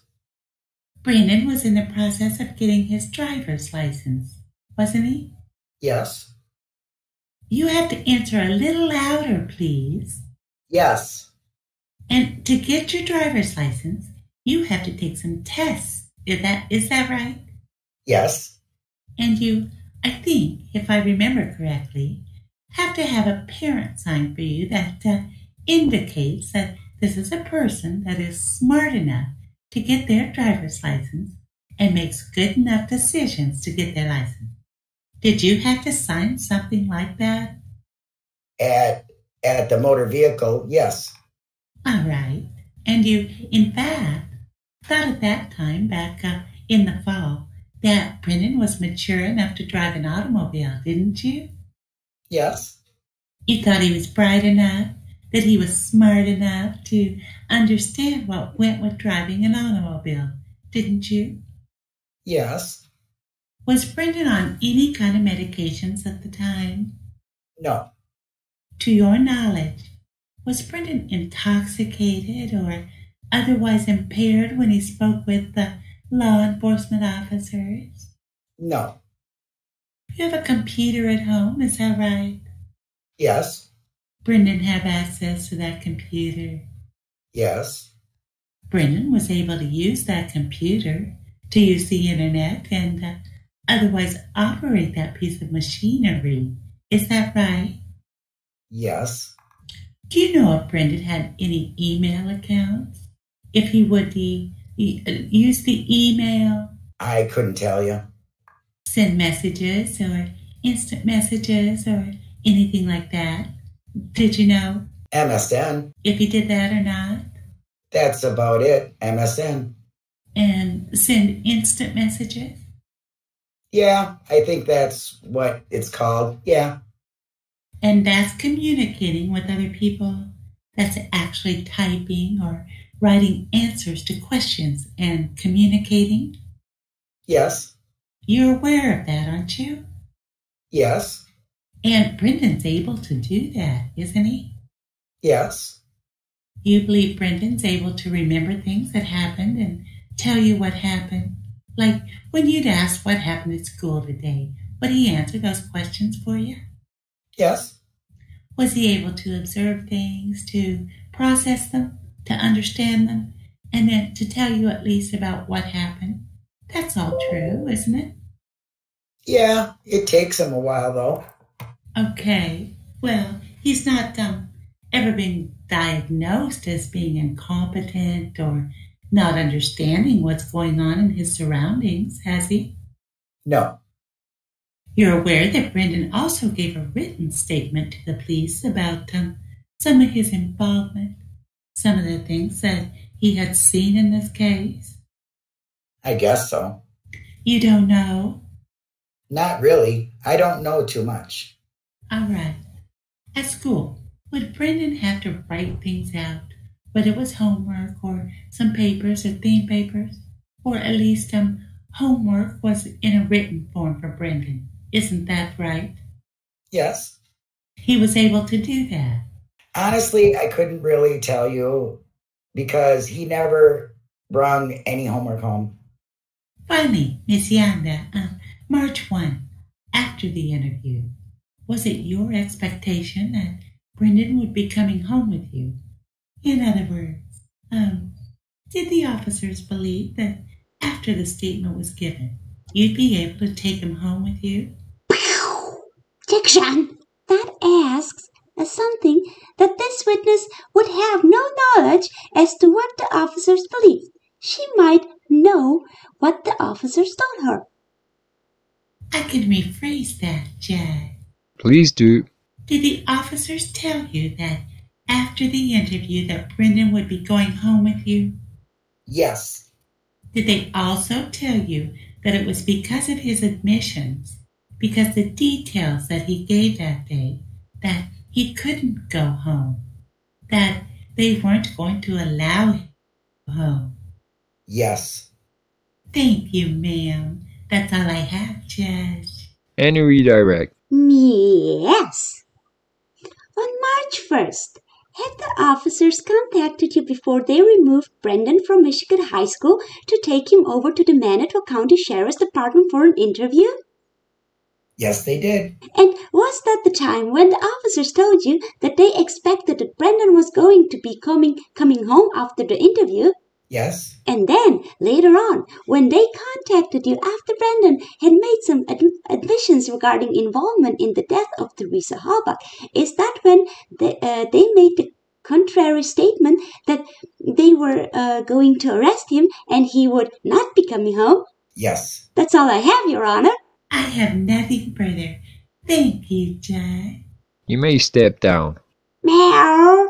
We call KRIS SCHOENENBERGER-GROSS. If you would raise your right hand, please be seated. Please state your name and spell your last name for the record. KRIS SCHOENENBERGER-GROSS. SCHOENENBERGER-GROSS. Meow. KRIS, by whom are you employed? Mishicot School District. What is the nature of your employment there? I'm the school psychologist and the coordinator of alternative services. How long have you worked for the Michigan School District? 8 years. Meow. Have you prepared a resume of your educational background and professional positions? Yes. May I approach, Your Honor? You may. I'll show you here what's been marked as exhibit number 3. Is that a copy of your resume? Yes. And was that prepared for purposes of this hearing today? Yes. Now, in the course of your professional duties as a school psychologist for the Michigan School District, have you had occasion to deal with evaluations and concerns regarding the person that's the defendant, in this case, Brendan Dassey? Yes. Are you the custodian of his records in the Michigan School District? Yes, I am. What kind of records does the Michigan School District maintain on Brendan Dassey? We have special education records, cumulative records, behavioral records. Has Brendan Dassey's mother, Barbara Janda, signed a release permitting those records to be released and information regarding those records to be released for purposes of this court hearing? Yes, she has. Now, did you have occasion personally to conduct an evaluation of Mr. Dassey for purpose of his educational placement and progress? Yes, in October of 2002. Now, before you and I believe is an exhibit, exhibit number 4. Is that a copy of the report that you prepared as a result of that evaluation? Yes, it is. And is everything contained in that report true and correct to the best of your knowledge and belief? It is, with one exception. There was one word omitted in the final typed version. In the observation section on page 2, the word "I" was omitted. It should read direct eye contact. Now, in preparing this report, was this how did you go about doing that in terms of obtaining the information regarding Brendan Dassey? Through the evaluation processes? Is that your question? Right. Okay. It was a reevaluation, so we reviewed the school records to determine what type of testing was needed, and intelligence testing was one area that we decided we wanted to look at as far as his overall intellectual ability and how he processes information. According to the records that were available to you in preparing that evaluation, when was the first time that Brendan Dassey was evaluated for purposes of school district? His initial evaluation, first time, was in 1996, September of 1996. What sort of tests were used in evaluating Mr. Dassey's potential performance in school? My personal evaluation was done in October of 2002. The 1996 and 1999 evaluations were done by other psychologists in the Reidsville School District. But we did do intelligence testing. 96 and 99, they used the Wechsler Intelligence Scale for children. Could you slow down, please? Could you? Sorry. Okay, sure. What was the test that was used by the Reidsville School District? The Wechsler Intelligence Scale for Children, 3rd edition. What does that test in particular measure? It's an intelligence test that you should probably take because you really seem to be struggling with what you're trying to ask me. But it measures a student's thinking ability, their ability to problem solve and reason. What were the rest? Is there a measure of someone's intelligence and performance known as IQ? Yes. And what does IQ stand for? Intelligence quotients. What does that mean? Again, it looks at a student's overall intellectual ability, their ability to think, problem solve, reason, ability to learn. Meow. Does that particular measure compare a given child of a given age against his or her peers? Right, it is. It's based on age. Meow. If you were had average ability in school, what would your IQ score be? Oh, anywhere from 1 point above yours, from a 90 to a 109 is an average range. Meow. When the tests were conducted of Brendan in the Reidsville School District in 1996, what did it indicate in terms of Mr. Dassey's IQ, verbal performance, and full scale? May I please refer Sure. to the record? In 1996, Brendan's full scale, his overall IQ was a 74, his verbal IQ was a 65, and his performance IQ was an 87. What do those particular measures of Mr. Dassey's IQ indicate in terms of his ability to communicate and to understand information? The overall score is a little less meaningful because there's such a big split between his verbal and his performance IQs. The verbal is looking at his ability to think with words and to use his words and verbal skills and problem solving, and that was well below average score. His performance IQ of an 87 is looking more at visual kinds of tasks and visual reasoning types of things, and that was in a below average to average range. Meow. Was another evaluation performed on Mr. Dassey in November 1999 that you were aware of? Yes. And by whom was that evaluation conducted? That was done by another psychologist in the Reidsville School District. Meow. What were the scores that were noted during the 1999 evaluation? The full scale IQ score was a 73. The verbal IQ was a 69. The performance IQ was an 82. Was there any significant change between 1996 and 1991? No, the results are consistent. He shows stronger nonverbal or visual reasoning abilities than his verbal abilities. Meow.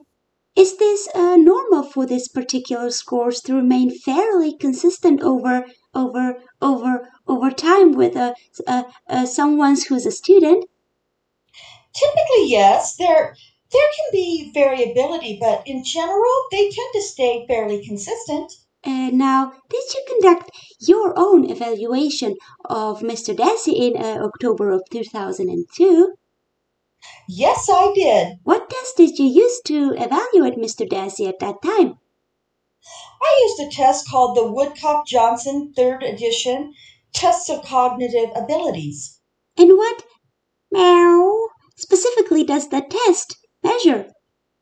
It measures his overall intelligence as well.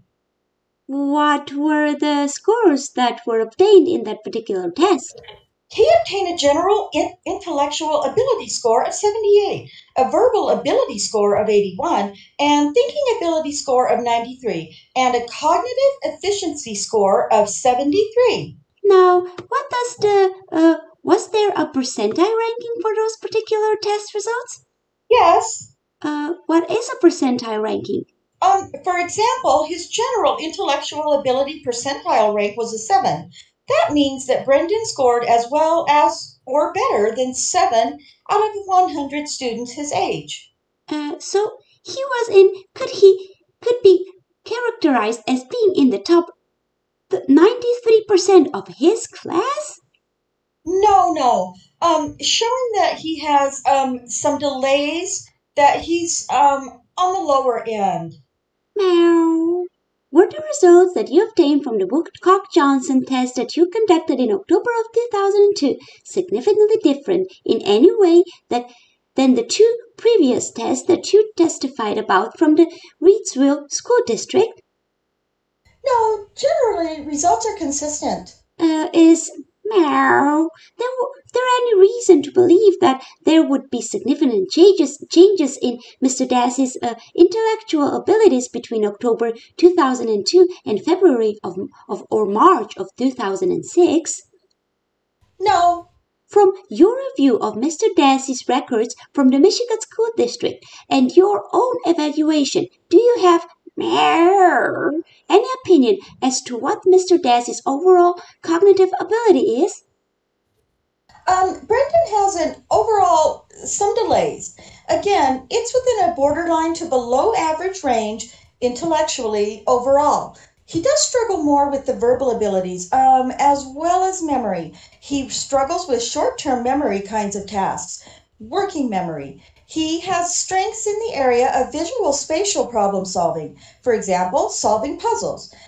He had a below average to average score in that range, which is thinking ability, and he does better there. There's a range of intelligence with a cognitive disability being the lowest range, and that was formerly known as mental retardation. Brendan's scores do not fall within that range. He was not that low. He has been identified with a specific learning disability and, as a result, has needs and delays in the area of reading, written expression, and spelling skills related to his cognitive levels. Math is an area of strength for Brendan. Based on those scores and your observations of Brendan, does he have how would you describe the difficulty he has, if any, in communicating information to others? Brendan has also been identified with a speech and language impairment, particularly in the area of language. He has difficulties expressing himself verbally, using his words, as well as understanding some aspects of language. For example, in the school setting, understanding some directions without assistance. He also has difficulties in the area of social aspects of communication, and that would be such as understanding and using nonverbal cues, facial expressions, eye contact, body language, tone of voice. Meow. I have no further questions. We'd move exhibits 3 and 4 into evidence. Any objection to exhibit 3 or 4? No, that's fine, Judge. Offered and received. May I have those, please? Thank you. Kratz. Miss SCHOENENBERGER-GROSS, could you describe how children within your school district are identified as qualifying for special ed services? Initially, a referral would need to be made by a parent or a teacher if there are concerns that there may be delays. And then we would go through an evaluation process, which includes interviews, review of school records, formal testing, observations, and then we meet as an IEP team to determine whether or not the student meets the eligibility criteria that's been set by the state to... You're going to have to slow down. Slow down. Where should I back up? Student meets the eligibility. We determine as a team if the student meets the state eligibility criteria for disability and whether or not the student has a need for a special education services. Okay, as I understand, Brendan was identified prior to coming to Michigan High School as qualifying for special ed services. Is that right? Yes. Now, special ed services, it's not just you get them or you don't. It's a whole continuum or a range of services that can be offered to students. Is that right? Correct.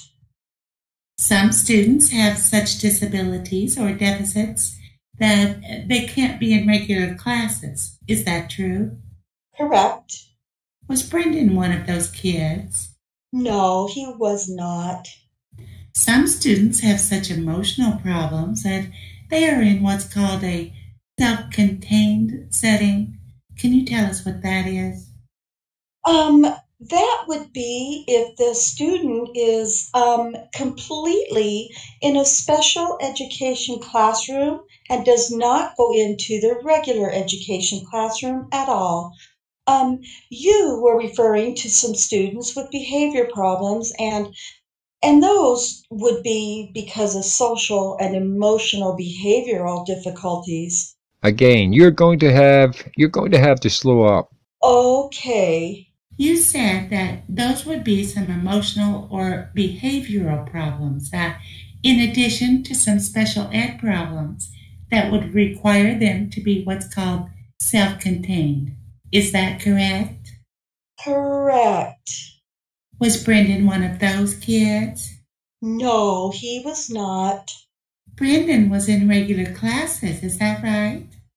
He had a combination. He was primarily in regular education classes with a couple of classes that were in the special education classroom. Is Brendan at all incompetent? No. Is Brendan mentally retarded? No, he's not. Is Brendan, to your knowledge, psychotic? Not to my knowledge. Does Brendan suffer from ADD or ADHD, to your knowledge? Not to my knowledge. Does Brendan have such deficits that he needs to be medicated, to your knowledge? Not to my knowledge. Do you have an opinion as to whether Brendan can understand right from wrong? In the school setting, Brendan is a student who typically follows the school rules. He does not tend to get in trouble. So to me, that demonstrates that he does understand right from wrong. All right. So in review of your school records, he was able to, if he chose to, follow a code of conduct. Is that right? Yes. Do you have an opinion as to whether Brendan has the ability to observe and process and recall and later describe events? Yes. Yes, you have an Yes. opinion, or yes, he does? Oh, yes. Yes, I believe that he can. Okay. He does. So there's nothing about Brendan's deficits or lower than average abilities that affect his ability to tell somebody what happened yesterday. Is that right? Right. Correct. You said that Brendan's test scores, at least some of them, fall within simply the below average range. Is there I think you mentioned the continuum of average and below average. But what comes after that? As far as with intellectual ability? Yes. For example? Mm-hmm. There's an average range. Then there would be a below average range, a borderline range, and, below average. Well, below average being the area of cognitive disability. Okay. Is there something below that? No. Well, below average is as low as you go in cognitive ability. Mm-hmm. Lower extreme. Well, below average. Mm-hmm. As I understand, Brendan was making progress through high school in some of these areas, specifically, socially. His social skills were improving. Is that right? Mm-hmm. As far as he was able to participate in primarily regular education classes throughout the day with his same age peers, and that in that way, I would say yes, that he made progress. Yes, sir. And and and importantly, I need to ask you, Miss Schoenenberger-Gross, is that he was placed with his peers, with other kids. He was integrated with the rest of these kids at school. Is that correct? Correct. Mm-hmm. Not every high school student is average. Is that true? That is true. There's some above average and some below average. Is that right? Correct. And although Brandon may have been in the below average range, you're not suggesting that he didn't understand things or his surroundings or wasn't able to be responsive. Is that fair? Yes. Can I clarify something? Please do. From the previous question. Sure, You had asked about whether or not he'd be able to tell you, for example, about his day. To be clear, yes, he is able to do that, but he does have those communication needs, which in the school setting, he might not look at you. Those social communications just, aspects would come into play as far as, when talking with him. But he is capable of remembering what happened and telling you about those things. My question is, if he chose to communicate something to you about what had happened before, he would have the ability to do that. Is that right? Yes. Now, you haven't watched this videotape. You haven't watched the detail in which he provided to law enforcement about things that he was involved in, were you? No. And there were no behavior intervention plans with Brendan that were necessary at school, were there? No. This may be something you can or can't answer. And if not, just let me know. But as you or another teacher would see Brendan interacting at school or functioning at school, would he function just like a normal high school kid? Yes. Aside from some of the communication differences that you might see, the diminished eye contact, for example, where other kids are typically making eye contact more frequently, but otherwise, yes. Otherwise, they're pretty normal. Yes. Is that right? Okay. That's all I have for this week, Miss Jad. Thank you. Any redirect? Meow. Yes. You testified that Mr. Dassey had problems affecting his short-term memory. How would that affect him in everyday life in terms of his ability to receive events or to communicate regarding them? Specifically, looking at the short-term memory, I can speak to it in the school setting as to how that can impact his ability to learn to read and remember and identify letters and the sounds that go with those letters and words. And as far as getting to that information into short-term memory, in everyday life, perhaps I guess I don't want to speak to that. I can't, I don't feel comfortable being able to answer that. And you said that Mr. Dassey had difficulties in picking up nonverbal cues. If he's involved in a conversation with a couple of adults in some sort of setting, how would that problem affect his ability to communicate either in terms of understanding information or being able to provide it to others? To some of, I think it's getting beyond my scope because I'm not a speech and language pathologist who is the person that would be specifically be working with Brendan on those aspects. That's all I have. Thank you. All right. Any recross? No, Judge. Although I know that Ms. SCHOENENBERGER-GROSS has brought a volume of records with her, I didn't know if Mr. Kachinsky intended to complete the record by having those introduced, and I don't have any objection if he's going to do that. I don't intend to introduce them, Your Honor. Okay, you may step down. Yeah, why don't you come back here and pick up the records? Do you have any further witnesses, Mr. Kachinsky? No, Your Honor. Gentlemen, I have received. Go ahead. Judge, at any hearing, especially at a hearing to suppress statements, there would be the opportunity to call the defendant, Brendan, as a witness.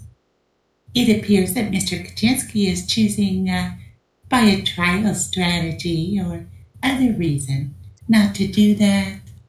I'd ask the court to engage in a brief colloquy with counsel, and perhaps even Mr. Dassey as to their choice not to do that. I think we have to complete the record. All right, Mr. Kachinsky, you heard what Mr. Kratz said, correct?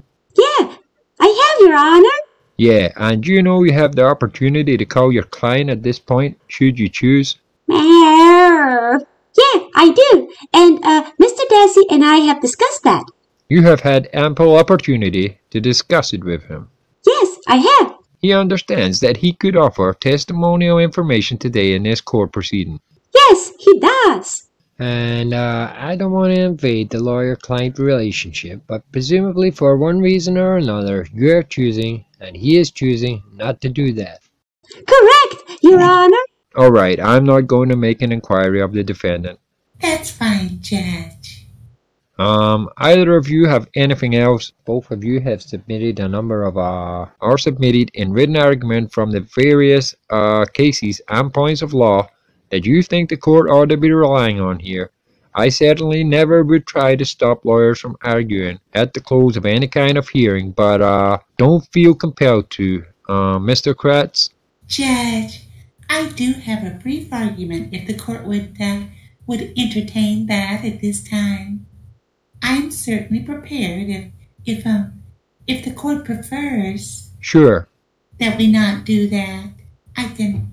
Well, that's fine, but before you argue, for the record, I'm going to number as exhibit number 5. I think in this case we've got 4 exhibits here. The items that we had stipulated to, or that you had stipulated to at the beginning of this hearing. Specifically, exhibit 5 will consist of the following: a cover letter from Mr. Kratz dated April 7, 2006, and the cover letter will be used as inventory for a number of electronic recordings that accompanied that letter. Additionally, a transcript of the March 1st, 2006 hearing, or interview rather, with the transcript consisted of pages 525 to 677. And Exhibit 5 will be closed out with a cover letter from Attorney Kachinsky dated April 28, 2006, with a transcript of the March or the February 27, 2006 interview, bearing pages numbered 439, 512. Anything else? No. Go ahead. Thank you, Your Honor. This is a case that includes a very detailed admission by a young man inculpating himself in some very serious criminal conduct. When this court considers the voluntariness of those statements, the Wisconsin and U.S. Courts that are based in Wisconsin law suggest that the court need first find some improper police conduct before the court even does a balancing of the defendant's personal characteristics. And that becomes important in this case because The state argues there's absolutely no improper police conduct that has been suggested. Nothing by Mr. Kachinsky in his brief or his response memorandum, nor anything elicited today that would rise to the level of improper police conduct. The interview on March 1 was clearly a witness interview, not a suspect interview. And it wasn't until, as this court reviewed that interview, about halfway through, when Mr. Dassey himself starts providing some very disturbing details about his involvement and Mr. Avery's involvement. That questions were asked about that. Some cases involve confessions and admissions, and especially serious cases, even homicide cases. I don't think it's a stretch to say there isn't any real criminal justice advantage or justification in making those confessions. And so when the court wonders why or considers why an individual inculpates themselves or confesses or tells the police that they were involved in real serious behavior, the motive for those confessions becomes important to understand. There can, of course, be emotional reasons why people confess. I feel guilty, or I'm going to feel better if I'm truthful and I'm confessing about this. A demonstration of remorse. There can be a spiritual or moral reason to confess. The confession being good for the soul type of thing, or in a very base sense, the practical reason to confess. If a person thinks that the police are going to find out anyway, or they already know what happened, they hope to obtain some practical benefit in cooperation or honesty. But that number of reasons or combination of reasons usually is why we're in these circumstances in deciding why an individual confesses.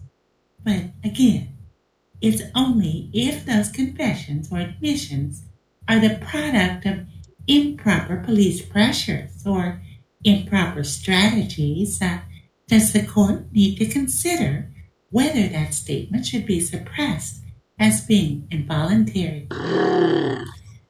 The success in law enforcement's efforts in obtaining truthful versions or events or of events, or in this case, obtaining confessions, is what law enforcement does. They try to get to the bottom of what happened. And therefore, appellate courts and circuit courts before them recognize and that society benefits from sanctioning permissible police strategies when encouraging a suspect to take responsibility or to allow accountability for these acts. When we compare what happened in the Dassey case to other cases in Wisconsin, other cases that have been sanctioned when deceit has been used in those other cases, when suspects have been lied to, when we've got the good cop, bad cop strategy, when suspects been confronted with physical evidence, even when it doesn't exist, or when trickery occurs when we invite suspects down to the police station, all of those have been deemed to be permissible. We don't have anything that even approaches those tactics here. When we consider and compare permissible strategies to what was used here, this is practically a warm and fuzzy meeting with Mr. Dassey. Oh, God. And I don't mean to diminish the seriousness of what happened, but I'm arguing, Judge, it isn't even close. It's not even a close call. There were no threats. There were no violence. There was no specific promises. No promises of leniency. And when Mr. Dassey expected and told by the police officers that he's expected to tell the truth, I think that's just a common statement of what these officers believe would occur. Under all of those circumstances, Judge, when the court does apply the totality of the circumstances test, again, I believe there isn't any improper police conduct. But should the court find that there were some subtle pressures used when compared to Mr. Dassey, when compared to his personal characteristics of being almost 17, which I would note for the court in this case includes an original adult court jurisdiction, when we consider his education level, his intelligence as being just below average, and certainly functioning adequately within a school setting, his physical and emotional condition is not such that it made anything involuntary. And when he has prior police contacts, when he demonstrates the ability to resist suggestion, when he demonstrates a free and unconstrained will, this court should and must allow these statements to be admitted. I'm asking the court to deny Mr. Kachinsky's motion to suppress these statements. Thank you, Judge. Any response? Mayor, yes, Your Honor. In determining whether or not Mr. Dassey's statement was voluntary, the court repeatedly argued had to consider the totality of the circumstances and not look at the tactics that were used in isolation and in and of themselves. Certainly, under the facts of this case, if the person that was the subject of the interrogation was 43 years old, 43 years old instead of 16 years old, if he had substantial criminal justice experience instead of having none, if he had average or above average cognitive abilities instead of below average, as documented by school record from Michigan and the testimony of psychologists, clearly the state would be correct. Of course, the person to meet those opposite characteristics of Mr. Dassey is his uncle, Mayor, Mr. Avery. But it's not Mr. Avery that was the subject of this interrogation. The subject of the interrogation and the questioning was Brendan Dassey. And the fact that Mayor, Detective WIEGERT, chooses to characterize this as a witness versus a suspect interview is not at all determinative as to whether or not it was voluntary or not. Certainly, the court's seen the tapes, reviewed the transcripts, known from its own observations. This was not the classic third-degree sort of interview that you'd see on TV, where someone is isolated in a room with a couple of detectives, where there's spotlights and suggestive questioning and things of that nature. But this is instead a much subtler and from the results, a much more effective means of interrogation of someone. And I think it's important to listen to specific wording, and the court has the benefit of the videotape, and I'm sure has reviewed it and can see the context into which those statements were made to Mr. Dassey on a continuum starting with the 27th of February. I think it's clear that when the police decide to interview Mayor, Mr. Dassey, on the 27th of February, certainly strongly had at least a theory that he might have been involved in some respects, and to some extent Mr. Dassey confirmed that on the 27th, when he indicated his observations of seeing body parts in Mayor bonfire, which would have, at a minimum perhaps, implicated him in the participation in the burning of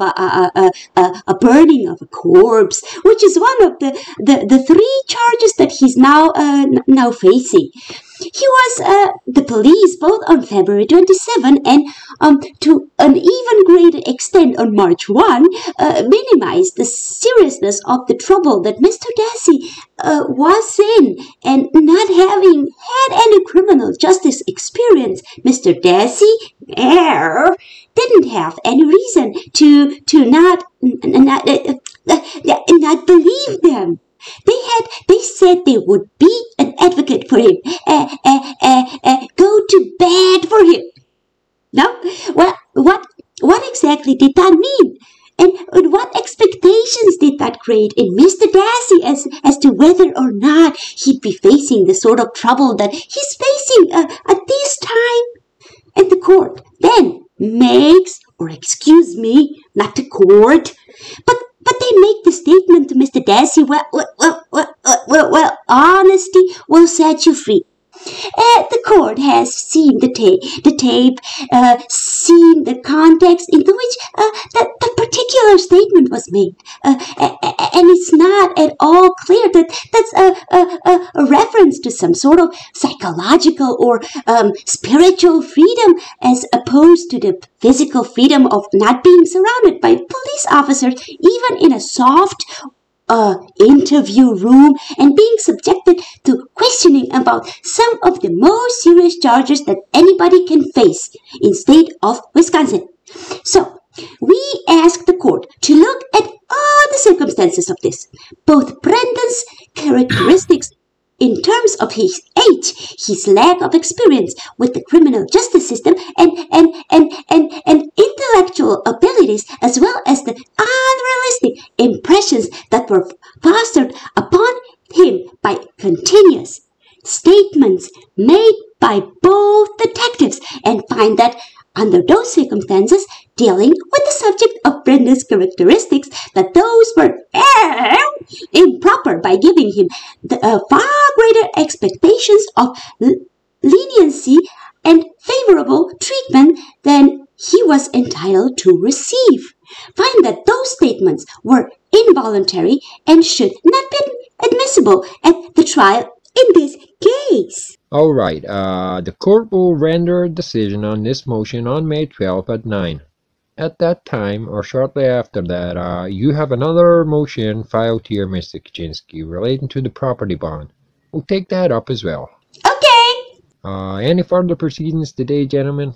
Not for today, Judge. Thank you. No, Your Honor. All right, we're adjourned.